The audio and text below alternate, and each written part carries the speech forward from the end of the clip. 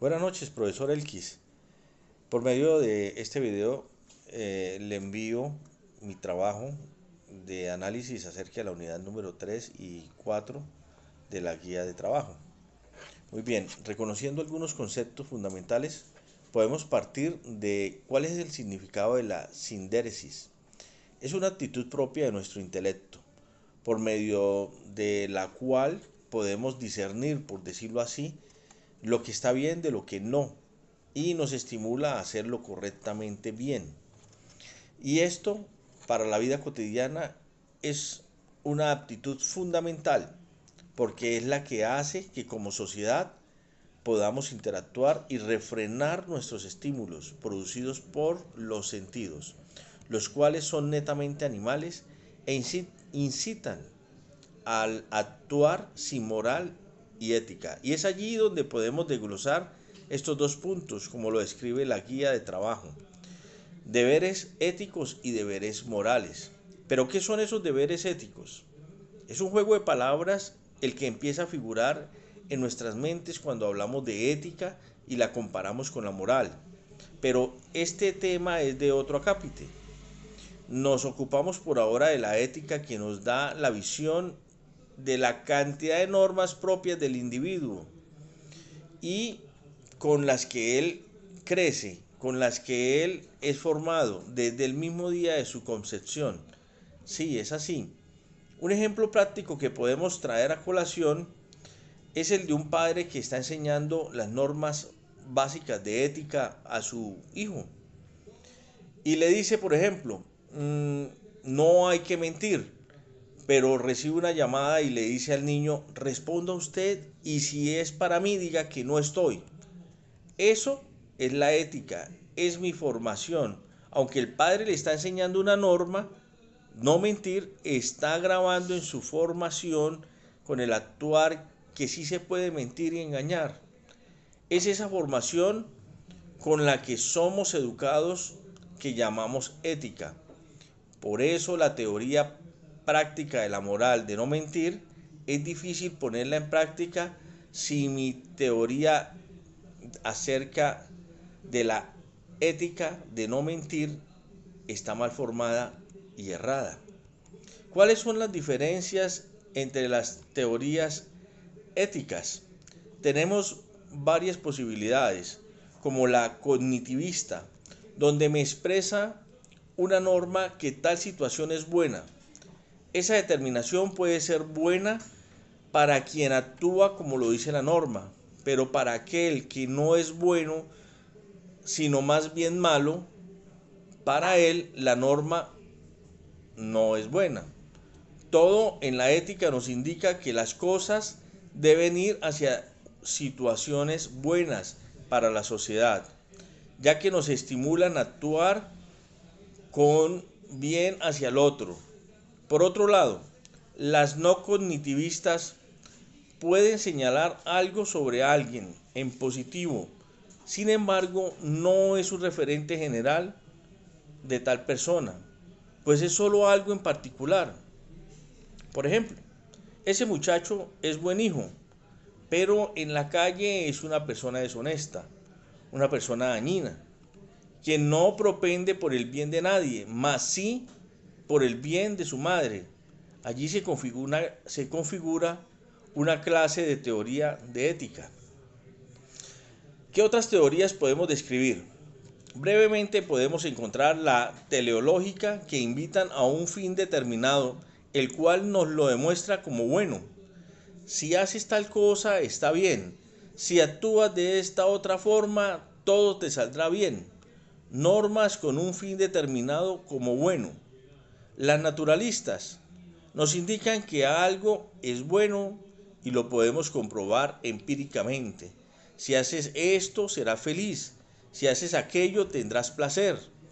Entre estas tenemos las de endemonismo, cuyo fin es la felicidad.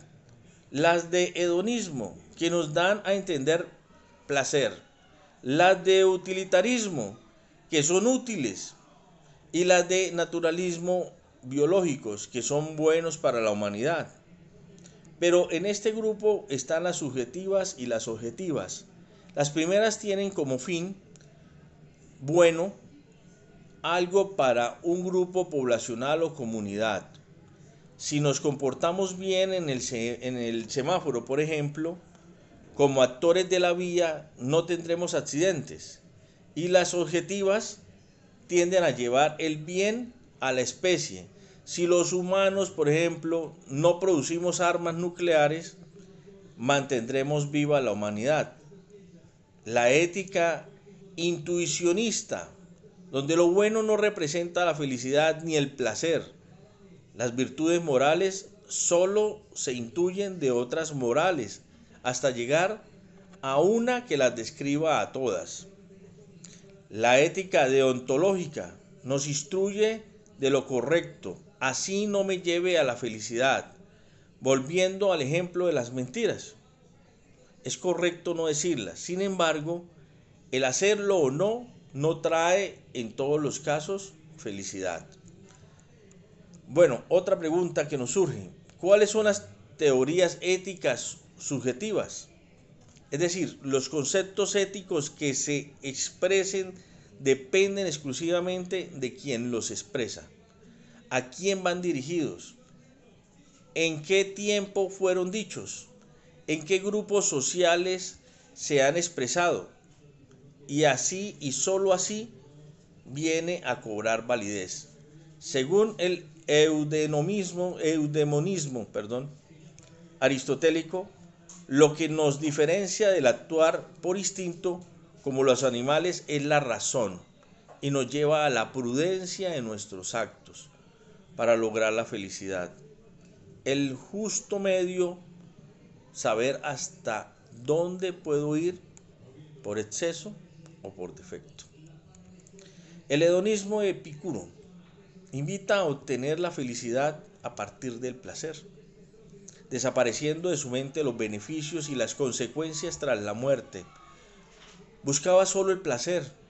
A partir de la razón busca con prudencia ese placer. Así se obtenga del libertinaje. Se tiene un código de ética de prudencia que si se hace tal acción de tal forma puede causarle la muerte, la cual es el final de todo para ellos. La ética utilitaria hace ver que los individuos obtengan su felicidad, que se ve reflejada en ganancias, así estén causando un mal a otro, que para ese individuo no es un mal proceder. ¿Qué es la ética de los derechos? Otra pregunta que nos surge. Son normas establecidas para satisfacer pueblos gobernados, es decir, son políticas antes que normas éticas, y lo único que hacen en medio de una sociedad es lograr satisfacer grupos poblacionales. Un ejemplo claro de ello son las normas que permiten situaciones que moralmente están mal vistas. El aborto. En diferentes sitios o grupos poblacionales está permitido el aborto y lo vuelven norma ética, así no sea una práctica justa o moralmente bien vista. La eutanasia es otro claro ejemplo, que por ser una medida que trae descanso corporal para el individuo y su entorno familiar, la han normalizado como bien vista éticamente, pero moralmente sigue siendo un homicidio, aunque bien visto, ¿no? La ética comunicativa y ética de bienestar, ¿las podemos desglosar? Es una sociedad, y en esta sociedad la ética comunicativa es el modelo, por el cual todos los actores tienen la oportunidad de expresar el pensamiento y llevarlas a la mesa de la comunicación social sin que ello traiga sobre sí la aplicación de discriminación social o la inalienabilidad, coartando sus derechos y sus beneficios de justicia. Con el discurso, el individuo busca crear normas que sean para uso de todos. Y la ética de bienestar es la que invita a que todos los individuos puedan manejarse en medio de ese bienestar, para que todos puedan estar en salud, en lo económico, y en el poder, pues bien bajo sus criterios.